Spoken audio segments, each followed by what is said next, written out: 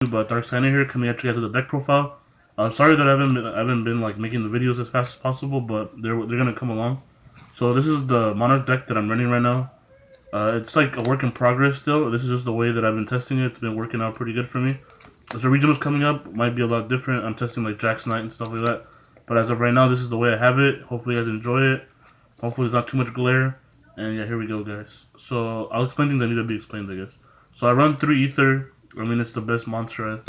I run 3 Erebus. A lot of people are running 2 Erebus, but I feel like 3 is just super necessary because you always want to open up with this card. It's like your turn 1 play, and then Ether becomes like the game after that. So I just really want to see this card, and like drawing it is not like bad, you know what I mean? So it's like once you have 1, it's fine, but it's always just good like turn 1. So I like it a lot. I think this card's really nutty. It's good against a lot of matchups. It's good against like what's it called, like Cosmos and stuff. So I think this guy's just insane.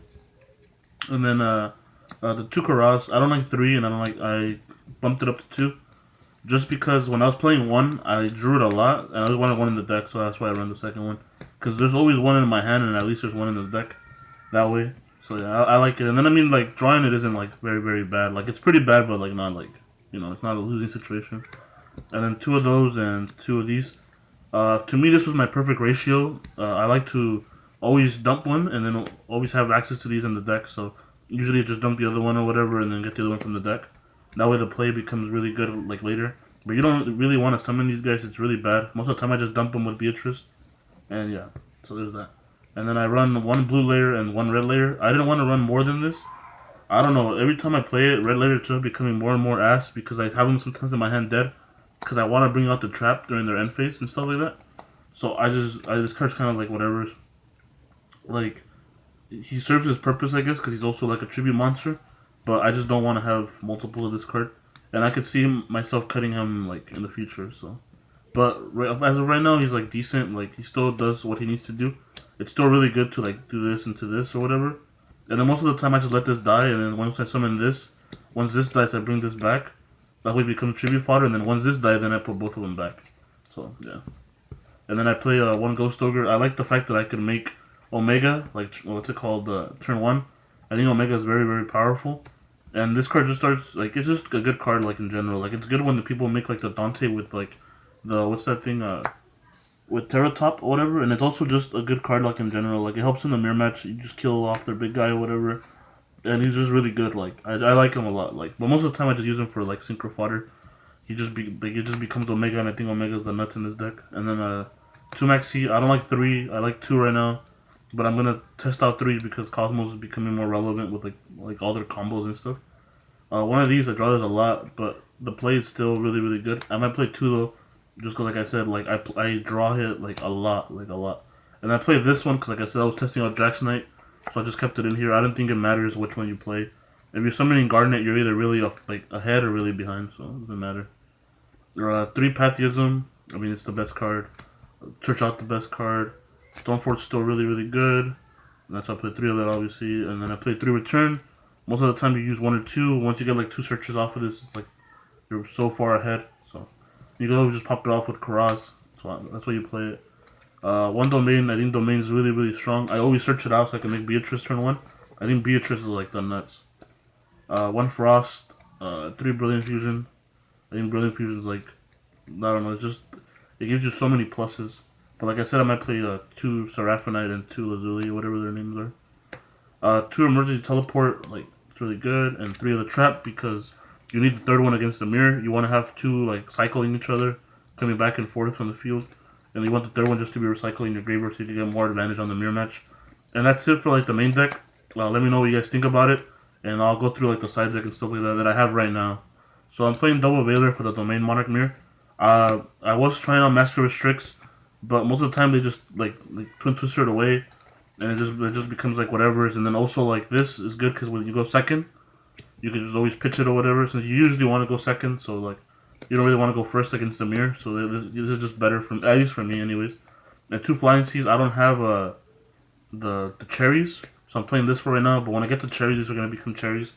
I think this card is pretty good. Like it helps you out like in a later game, so that you can just drop it on them, and then cherries kind of ass later game.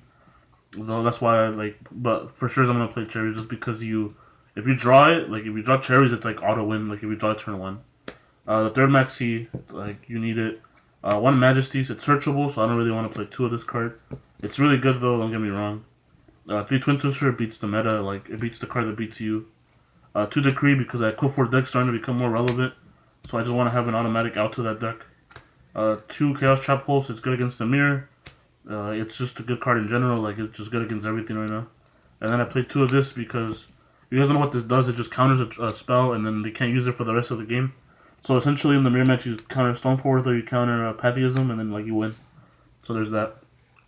I play and then for the extra deck, sorry. So that's it for the side deck. If you guys want to let me know what you guys decide, like let me know. So the extra deck is one Adrius, one Pleiades, one Volca, one Durandal, the magnaliger or whatever his name is, one Shark Fortress. These are the rank 5s that I play. They all come up in different situations. I don't want to play more than one of them, but they just all come up at different times. I play Beatrice and I play Utopia Beyond. If you guys don't know what this does, when it's XYZ summon, you make all their monsters 0. So that lets you push for game. It lets you push through like everything. That's why I like this card a lot. And then like I said, Beatrice is like a really good turn 1 play. I like Beatrice a lot. I'm going to test out a Pilgrim or a Virgil in the extra deck.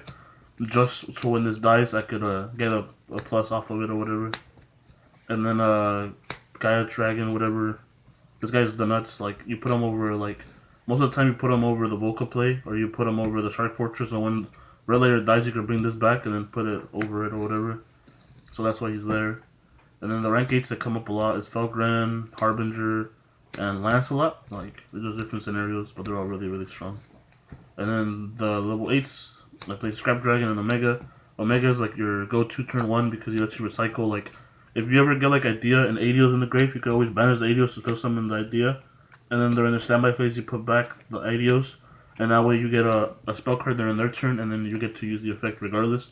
And also, it's just a really strong card. Like, it lets you banish a card from their hand. It lets you recycle, like... So it's just, I think it's just really, really strong. And then the one Seraphinite, like I said, I'm going to be bumping those up to 2.